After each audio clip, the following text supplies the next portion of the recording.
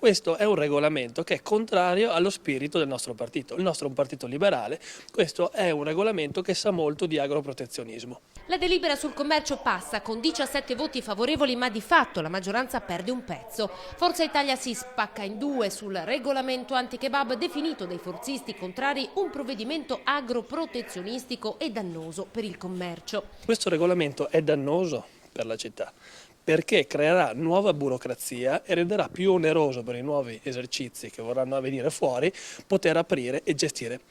Mi chiedo come si controlleranno il 60% di provenienza dei prodotti. Una bandiera della Lega, commenta duramente il consigliere che in Consiglio Comunale ha alzato i toni, sventolata dall'assessore forzista Eleonora Mosco. Non è assolutamente un voto contro una persona, questo non ci appartiene. E con il regolamento anti-kebab, l'ospedale e il plebiscito, i temi su cui la maggioranza è in disaccordo diventano tre.